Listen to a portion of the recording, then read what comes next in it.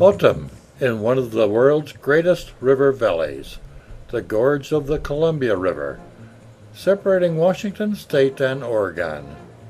And autumn is a time of harvesting one of the area's most famous fruit, the Washington apple.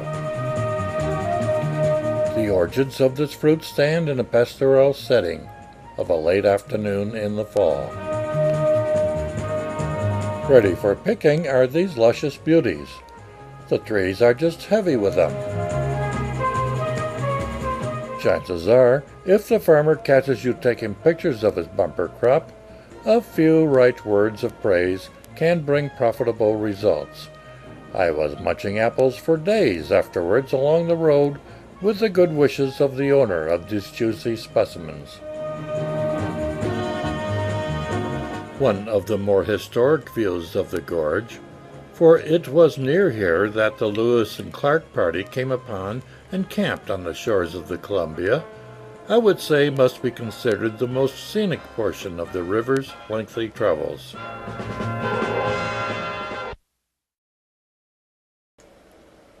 At Lewis and Clark's time, the river was a variety of tumultuous and serene, but continuously flowing waters. Today that is not the case, as the flow is constantly interrupted by a series of dams. One of the oldest is Bonneville, seen here. It provides irrigation, flood control, and power for much of the Northwest. The power is in evidence here inside Bonneville with these 54,000 kilowatt monsters. The churning water at the base of the dam brings to mind the question of how do the migrating salmon make it past these monoliths and up the river to their place of birth to create a new generation. Artificial rapids or fish ladders seem to provide the answer.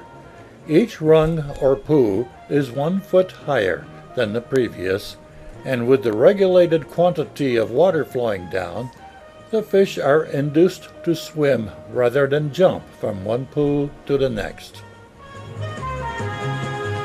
And if you think Columbia River fish are history, here's proof to the contrary.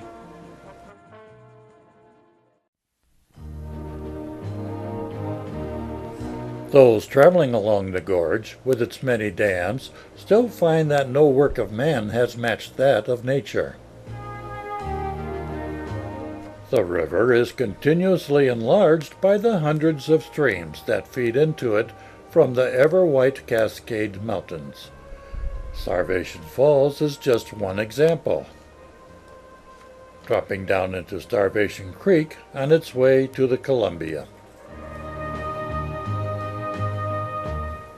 One of the most exquisite and one of the most famous falls along this gorge is Multnomah, 260 feet high. As we leave the depths of the Columbia River Gorge, a look back brings us to mind the thought that the turn of the season seemed to be catching up with us. In fact, we seem to have discovered gold in these Oregon hills. But that is at close to sea level elevation. We climb these hills, and the climate changes.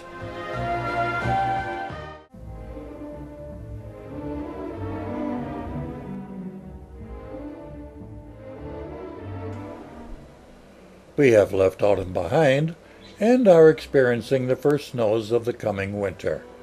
Our destination is what is left of Mount Mazama, at one time a 12,000-foot peak, until after a series of eruptions well over 7,000 years ago, when it fell into itself, creating a large caldera, or volcanic basin.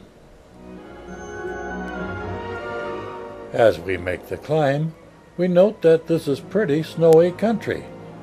With an average of 533 inches of snow a year, it is no wonder that this basin, in time, was filled with water.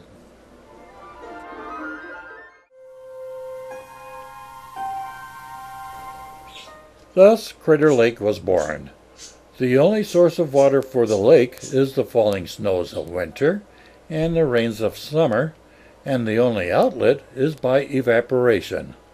At 1,943 feet deep, it is the second deepest lake in the Western Hemisphere, exceeded only by a lake in Canada. 6-mile-wide Crater Lake is unmatched in its beauty, a deep, pure blue body of water surrounded by cliffs nearly 2,000 feet high. This blue is accented by the white of the first snows of winter, making a dazzling contrast. The surface of the lake is interrupted by two islands, one of which is shown here. You can't see it? Not surprising. Light and shadow play their part in giving the impression that a phantom ship sails the lake's blue waters and then disappears. On the other hand, Wizard Island is very visible and has its own unique character. A volcano within a volcano, this center cone came into being following additional volcanic activity within the caldera that now forms the lake. The lake may have no inlet or outlet, but that doesn't mean it just sits there. The boiling clouds approaching signal the continual movement of moisture into and out of the supposedly imprisoned body of water that makes up Crater Lake. In the same range, the Cascades, but further north, we have the movement of water in a more traditional form of a waterfall, and another volcano of the past, which according to Native American lore is the mountain that was God. But that is another story, and maybe a future slideshow.